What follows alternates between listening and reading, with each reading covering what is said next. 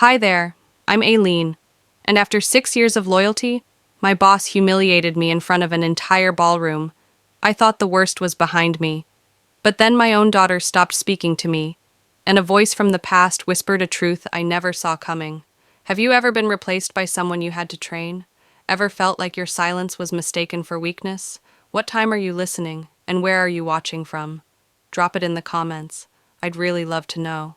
The ballroom shimmered like a dream dressed in crystal. Golden lights cascaded across velvet curtains, and the air hummed with soft jazz and sharper ambition. I walked in, heels clicking on marble, my navy gown hugging me like resolve. 6 years. 6 years of swallowed pride, 12-hour days, red-eye flights, and family dinners missed. Tonight was supposed to mean something. Jolene from HR waved from near the bar. "Aileen, you look like $1,000,000. I smiled. Let's hope Lyle thinks I'm worth a promotion. The champagne was crisp, but I barely tasted it. My eyes were on the stage, on the man who held my career in his smug little palm. Lyle Pearson, gray at the temples now, still wearing arrogance like cologne. The music dimmed. "Everyone," he boomed, holding up a glass. "Tonight we celebrate not only our record-breaking quarter, but also fresh talent rising through the ranks." I straightened. This was it. "I'm proud to officially promote Brianna Ellis as our new Director of Strategic Operations." Applause erupted. A camera flash burned across the stage. Brianna smiled, doe-eyed in sequins. I blinked once, then again. My name was nowhere. "Take notes, Aileen," Lyle added with a smirk, lifting his glass again. Laughter dripped from a few corners. Jolene glanced over, guilt in her eyes. I didn't flinch, not out loud. I raised my glass like everyone else, though my hand shook. Afterward, I slipped through the crowd like fog, smile frozen. I found the balcony, the air sharp against my skin. Below, the city pulsed with Friday night chaos. "You did great up there," Brianna's voice giggled softly from behind the curtain. Lyle's reply cut clean. "Keep smiling, kid. I'll push her out before Q3. My breath hitched. She's loyal, but too safe. I need bold, marketable. You. They clinked glasses. Laughter again. I backed away, heart pounding like a fist on glass. This wasn't oversight. It was strategy. Inside the restroom, the mirror didn't lie. My lipstick had faded, my eyes bloodshot. The face staring back wasn't humiliated. It was betrayed. I thought of my daughter, Ellie, of missed school plays, cold leftovers, whispered promises. I'd told her this job mattered, that working hard paid off. Had I lied to her, or to myself? I didn't cry. Not yet. Instead, I whispered, "You don't get to erase me like that." When I returned, the ballroom had moved on. Lyle held court near the bar. Brianna laughed too loud. I didn't smile. I picked up a glass, tapped it once, hard. The sound silenced the chatter. "Let's raise a toast," I said, voice calm, every word deliberate. "Not to the future, but to clarity." The silence stretched like smoke. The fluorescent lights inside Transium's headquarters hummed like they knew something I didn't. Monday mornings were already a punishment, but this one was lined with needles. I stepped off the elevator at 8 a.m. sharp. My heels sounded different on the tile, heavier, like they were dragging something behind them. Nobody spoke. Nobody needed to. They looked up, then quickly back at their screens. A few offered half smiles, the kind people give at funerals when they don't know what to say. I nodded once, moved past the break room, ignored the muffled whispers. I wasn't broken, not yet, but I felt the crack under my ribs widen every time I caught someone looking away too quickly. Jolene slid into my office around 10 a.m., eyes darting like she was delivering contraband. "I found this," she whispered, placing a single folded page onto my desk. "It was half shredded. Guess the machine jammed." She left before I could ask. The paper was still warm. I unfolded it with the same dread as unsealing a coffin. Subject, phase-out strategy. Maddox below that, bullet points like scalpels. Legacy liability. Out of sync with new brand image. Suggested exit, Q2. Signed off by Lyle. My name appeared 4 times. My humanity, not once. It wasn't just about Brianna. It was never just about her. This was surgical, pre-planned. I was being erased in high resolution, 1 pixel at a time. I stared out the window, glass cool against my fingertips.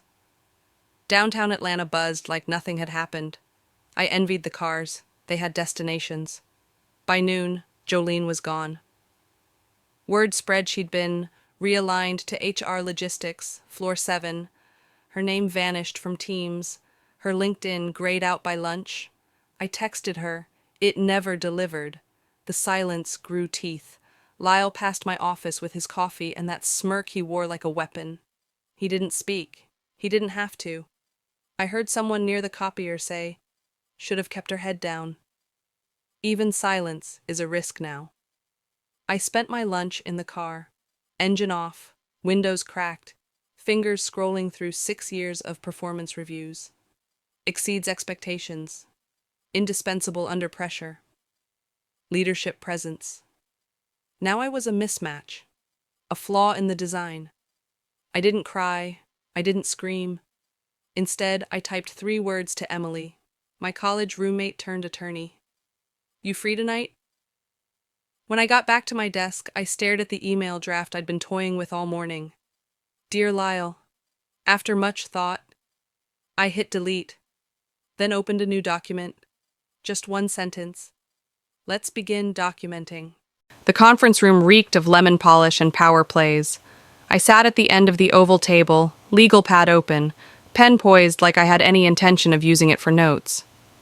The board watched from the shadows, expressions unreadable except for one, Lyle's. He stood at the head of the table like a king addressing his court. "We're lucky," he said, flashing that infuriating grin, "to have such a wealth of experience in Aileen and such fresh innovation in Brianna. So, starting this quarter, Aileen will personally guide Brianna through her onboarding for our strategic initiatives. No one better to shape our future than the one who helped build our past." My stomach turned. There it was, a slow execution wrapped in applause. I smiled, thin and practiced. "Of course," I said. "Happy to help." Brianna glanced sideways, lips twitching just enough to make me want to crush my pen in half. "Thanks, Aileen," she said sweetly. "I'll try not to slow you down." They handed me the blueprint and asked me to teach the thief how to use it. That week crawled. I walked her through files I built from scratch, explained systems I developed while pumping breast milk in airport bathrooms, rehearsed pitches I once delivered in rooms where she'd now sit without me. She nodded, scribbled, giggled when Lyle passed by like a student hoping the teacher noticed her effort. I kept my voice calm, my tone neutral, but inside, I was grinding glass between my molars. Then came Friday. She sent me a rough cut of her slide deck for the upcoming board review. Bright colors, shallow metrics, her name stamped in the lower right corner. I opened the file. Halfway through, I stopped breathing. The structure, the phrasing, the tiered rollout model, even the quote she used to open slide 3. It was mine, my Q3 strategy deck from 6 months ago. I had saved it in the shared archive while finalizing formatting. Apparently, I'd left it vulnerable just long enough for someone hungrier and less honest. I walked into her office with the printout in my hand. "You pulled this from my draft folder," I said. Brianna didn't look up. "I thought it was under the team account," she shrugged, feigning innocence with the grace of a politician. "Wasn't labeled personal." I held her gaze. "Good luck answering the board's questions when they ask why you don't understand half of what you're presenting." She didn't respond. She didn't have to. That night, I sat at my dining room table with 2 printouts, hers and mine, highlighted, annotated, dated. I sealed them in a manila envelope and addressed it to the board's confidential internal review contact. No return address. Back in the office the following week, I turned on voice memos before meetings. My phone rested face down, but it was always listening. I spoke in clipped tones. No flattery, no warmth, just facts, strategy, and flawless delivery. They wanted to turn me into a ghost. Instead, I became the echo. Late that Thursday, I passed the glass-walled break room. Lyle was laughing, One of those smug, nasal laughs I used to mistake for charm. Brianna was with him, perched on the edge of the counter like a teenager after prom. I kept walking. Lyle spotted me mid-laugh. It died in his throat. I didn't flinch. I pulled into the driveway with one eye on the dashboard clock. 6:42 p.m. The ceremony started at 7. My shoes were already in the passenger seat, blazer folded in the back. I just needed 10 minutes to change. Inside, the house was quiet. Too quiet for graduation day. I dropped my bag on the kitchen island and reached for the car keys I'd left beside the fruit bowl. Buzz. I turned my phone over. Don't bother. You've already made your choice. The hallway light above me flickered once, then steadied. I didn't move. Didn't breathe. Maya's name hovered above the message like a dare. Weeks ago, she'd asked me, her voice cracking between syllables, "Can you, just once, not choose work over me?" It was the night I missed her final theater rehearsal. Just one night, Mom. Just one. And now I'd missed her final walk across a stage she'd built with late-night study sessions and dreams she never shared anymore. I sat down on the stairs, my fingers still curled around the keys. But I didn't go anywhere. The sound of the fridge humming filled the space like an accusation. Later in the kitchen, I stared at the family photo still magneted to the fridge. Maya at age 6, missing front teeth, arms flung around my neck. I dialed a number I hadn't used since I was 18. It rang. Then again. A click. Silence. Hello? The voice was older now, colder, but unmistakable. I opened my mouth, then closed it. The words wouldn't come. Finally, I asked, "Why did you leave us?" A pause. Then, "Now you know what it feels like." I dropped the phone. It thudded softly onto the tile.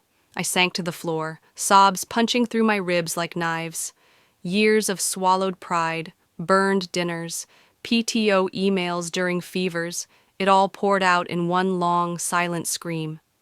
But it didn't last. I wiped my face on my sleeve and walked to the desk in the corner. The laptop glowed to life. 16 years ago, I'd sat at another desk, listening to my mother cry behind a locked bathroom door. That was the night my father's suitcase disappeared from the hallway. I didn't cry then. I learned to function. Now I opened the bottom drawer. A stack of certificates, glass plaques, letters from clients who'd called me brilliant, essential, the engine, all printed, all pristine. None of them hung on the walls at home. Maya had never seen any of them. That was by design. I'd spent my life keeping work and home separate. Turns out, all I'd really done was leave home out. No more unspoken goodbyes, I whispered. I scrolled through old pictures, Maya's first recital, her prom night, birthday cake with too much frosting. Her smile always tilted slightly left.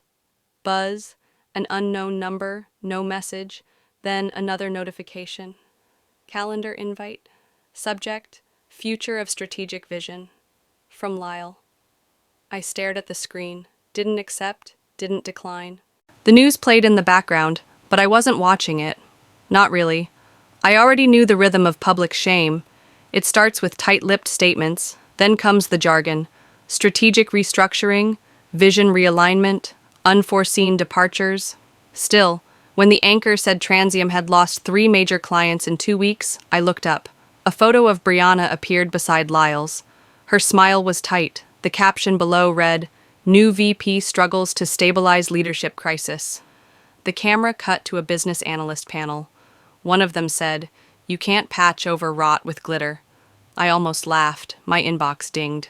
Then again.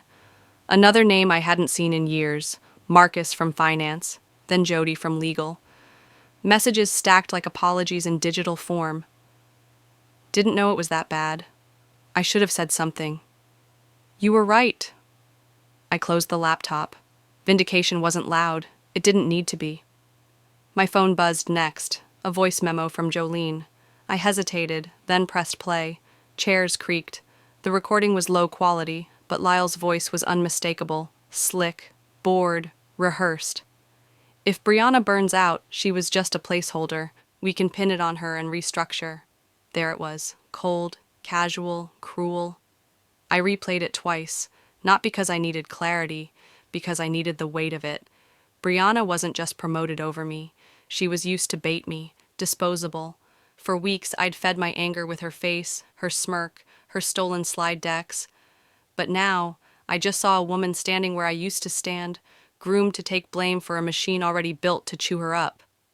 I stood and walked to the kitchen, letting the recording play again on speaker. The walls didn't flinch, but I did. Back in my workspace, I reached for a fresh sheet of paper. Queen, bishop, rook, king, pawn. I labeled the corners. Lyle, of course, was the king, slippery and shielded. Jolene had always moved quietly, diagonally, gathering more than she shared. Brianna was the bishop, powerful on her path, but always limited to someone else's design. And me? I circled my name off the board. Not a piece anymore. Still watching, still moving. I slid the paper under a stack of folders, out of sight, not out of mind. My laptop pinged, LinkedIn, a message from Brianna. I know now. I need to talk. Please. I stared at the screen. My hand hovered over delete, but I didn't press it. The envelope looked like something sent to a diplomat. Cream-colored stock, gold embossing, no return address. I sliced it open with the same letter opener I'd used back when I believed in corporate loyalty. The proposal inside made my throat tighten. Reintegration package, it read. Executive Vice President, Global Strategy. Bonus incentives. A private welcome dinner. A public acknowledgement of my contributions. I set it down and stared through the window. Rain crawled down the glass like it didn't want to fall. At the cafe downtown, the liaison was already waiting. Mid-30s, trim suit, rehearsed smile. His voice was polished to the point of meaninglessness. We're looking forward, not backward. Clean slate. I sipped my espresso. And Lyle? Temporarily distanced. He smiled again, this time thinner. There's appetite for change. And you, your leadership, your legacy, could anchor that. Legacy. I'd heard that word too often lately, usually followed by deletion. His speech was crisp, even charming, but something in his eyes lagged behind. Too careful, too scripted. I'll review it, I said, folding the offer into my purse. Outside, I didn't go home. I called my lawyer instead. It rang 3 times before she picked up. Check the Q2 expense sheets, I said. See if my name's on anything flagged. 10 minutes later, she called back. You're listed on a line item linked to a consulting shell, one flagged by internal audit. If they bring you back now, they can tie the anomalies to your approval history. It felt like swallowing ice. I'd signed nothing unusual, but I didn't need to. They'd moved the money, then invited me back, so they could throw the ledger at me later. A redemption arc on paper, a setup off stage. I drove home in silence, the kind of silence that stretches like smoke and sticks to your ribs. In my office, I opened the offer again. The wording was pristine, but I could smell the rot under the perfume. I typed a response. I decline. Your offer smells like old blood and fresh bleach. Then I called Jolene. Do you still have that voice memo? There was a pause. I do. Send it. I looked at my vision board. Under Freedom, I pinned a copy of the audit leak my lawyer had sent. The printout felt heavier than it should have. I didn't reply to the email. Instead, I printed the memo and hand-delivered it to the journalist who'd once chased Transium's shady labor practices. No words, just the envelope. That evening, as I folded laundry with tired hands, my phone vibrated. A single message. I just opened what you gave me. Are you ready for war? I stared at it for a while. Then I smiled. The message arrived just past midnight. I owe you a real apology. I have something you need to see. Brianna. I didn't reply right away. I let the silence stretch until morning before agreeing to meet. Neutral ground, some rooftop bar downtown with soft jazz and overpriced cocktails. It gave the illusion of safety. She was already there when I arrived, nervously clutching a glass of water like it might save her. No makeup, no polished blazer, just a plain sweater and eyes that darted away from mine. I know I'm the last person you want to see, she started. Her voice was brittle. But I need to say it, Out loud. I waited. I was told you were phasing out, that you didn't want the board anymore, that it was your idea. She laughed, sharp and hollow. I believed him. I believed everything Lyle said. And you didn't question why he needed me to train you? I asked.